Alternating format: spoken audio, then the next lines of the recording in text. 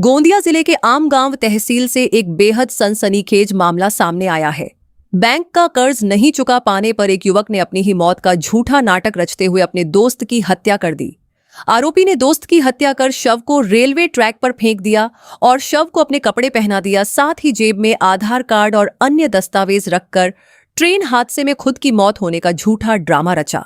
करीब 8 महीने तक खुद को मृत साबित करने वाला आरोपी आखिरकार आमगांव पुलिस के हत्थे चढ़ गया। जानकारी के मुताबिक गोंदिया जिले के देवरी तहसील के डोंगर गांव निवासी अंतिम ओम प्रकाश खोटेले ने पोल्ट्री फार्म व्यवसाय के लिए बैंक से 5 लाख रुपए का कर्ज लिया था।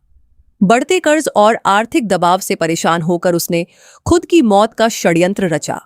आरोपी ने गांव के ही 43 वर्षीय चंद्रकुमार सराटे को शराब पिलाकर उसकी गला दबाकर हत्या कर दी।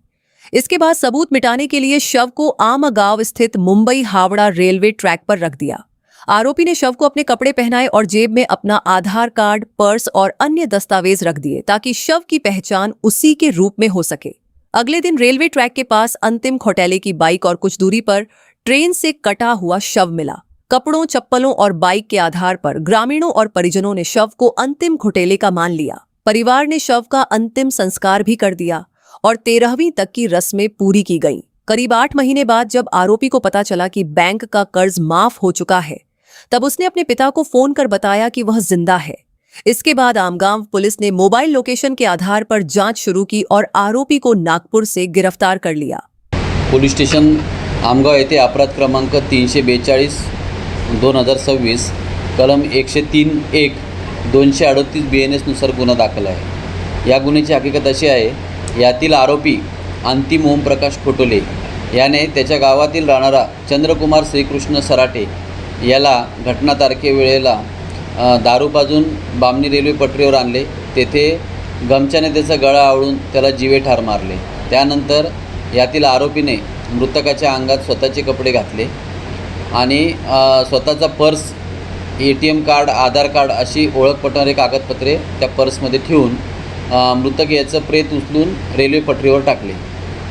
हा जो खून आहे यातील आरोपीने त्याच्यावर असलेले कर्ज माफ होईल या उद्देशाने केले। त्याला असा बनाव करायचा होता की जणू काही तोच मरण पावलेला आहे। किती कर्ज होतं त्याच्यावर, काय तपासात त्याच्यावरती 5 लाखाचं कर्ज होतं। ते त्याने पोल्ट्री फार्मसाठी ते घेतलं होतं, हे असं तपासात निष्पन्न झालेलं आहे। तर कशा पद्धतीने आपण आरोपीपर्यंत पोहोचलं? 8 महिन्यानंतर आपल्या हाती लागले आरोपी। सदर याच्यामध्ये पोलीस स्टेशनला दाखल असलेल्या मर्गामध्ये पोलीस तपास करत होते। पोलिसाला मिळालेल्या माहितीनुसार पोलीस त्याच्यापर्यंत पोहोचले। मृतक चंद्रकुमार सराटे के घर के पास ही आरोपी अंतिम खोटेले की दुकान थी, जिससे दोनों के बीच अच्छी पहचान थी। पुलिस पूछताछ में आरोपी ने कबूल किया कि उसने दोस्ती और भरोसे का फायदा उठाकर यह साजिश रची। वहीं मृतक के परिजनों ने आरोप लगाया है कि इस हत्या में और भी लोग शामिल हो सकते हैं। परिवार ने मामले की CBI जांच की मांग पुलिस अधीक्षक से की है। प्रकरण म्हणजे आपल्याला नेमका आपल्या घरच्या भाऊ 4-4:30च्या दरम्यानमध्ये आपल्याला म्हणजे गावात दिसलं नाही, घरी आलेलं नाही।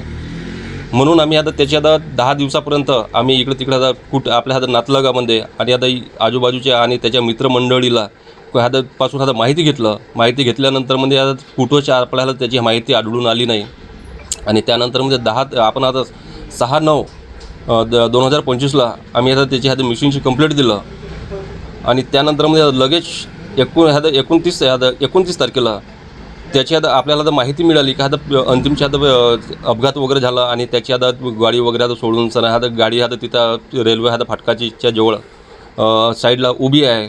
कोण होता हा अंतिम कोण होता?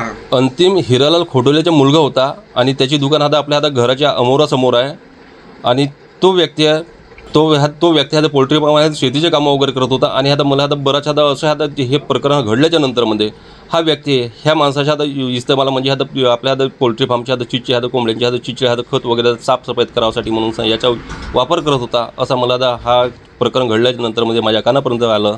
29/8ला काय घटना उघडकीस झाली होती तुमच्या गावामध्ये? 29/8ला 29/8ला आपला रेल्वे फाटकावर एक अपघात झालेला म्हणून असा निरोप इकडे गावामध्ये पसरली।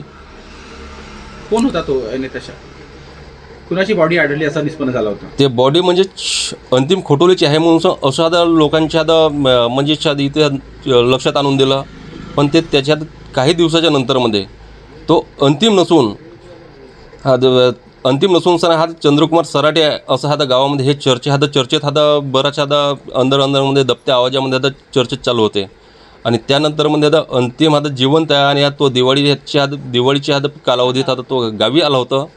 गावी आल्याच्या नंतरमध्ये तर बरेच लोकांना म्हणजे आता काही एका व्यक्तीने पाहिल्याच्या नंतर तो त्याला पाहता बरोबरच्या मागे परत फिरून गेला असं म्हणजे हे गावात खळबळ मचली होती. आता नेमकं काय उघडकीस आलाय समोर? आता उघड म्हणजेच तेच तो व्यक्ती नागपूरहून घरी कॉल केला, वडिलाला फोन केला आणि फोन केल्याच्या नंतरमध्ये तो म्हणते मी अंतिम बोलतो आणि अंतिम बोलतो म्हटल्याच्या नंतरमध्ये तुम्हाला जर खरी जर लागत नसेल तर तुम्ही मला नागपूरला या आणि भेटा अशातला बोलून लगेच मग याच्या वडिला तिथं नागपूरला त्याला भेटायला गेले आणि भेटायला गेल्याच्या नंतरमध्ये असं प्रकरण वगैरे घडून आल्यास त्याला पोलिसाच्या स्वाधीन वगैरे केलो म्हणून त्यांना मला पोलीस स्टेशनमध्ये सांगितलं. काय मागणी आहे तुमची आता? आणि आपली मागणी म्हणजे तेच सर, जे त्यांना जे घरून घेऊन गेलो म्हणते त्या व्यक्तीने घरून घेऊन गेलं नाही. कारण की त्या तारखेस तो आपला घरचा मोठा भाऊ त्या तारखेस घरी होतच नाही. हा घरून घेऊन गेल्याच्या जो त्याच्यात जो आरोप आहे हा खोटा आहे.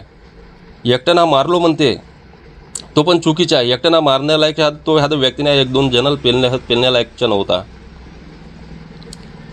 काय मागणी करून राहील तुम्ही आता तपासासंदर्भात? आपल्या तपासासाठी त्याची कसून चौकशी व्हायला पाहिजेत आणि जे आरोपी आहेत त्याची जे कडी आहे त्यांची ते पण भेटायला पाहिजेत. ह्या प्रकरणाची CBIची मागणी SP साहेबांकडून करावा अशी आम्ही मागणी करत आहोत. पुलिस ने आरोपी को घटनास्थल पर ले जाकर पूरे घटनाक्रम की जांच की. इस सनसनीखेज मामले का खुलासा कर आम गांव पुलिस ने साबित कर दिया कि अपराध कितना भी शातिर तरीके से क्यों न किया जाए, सच एक दिन सामने आ ही जाता है.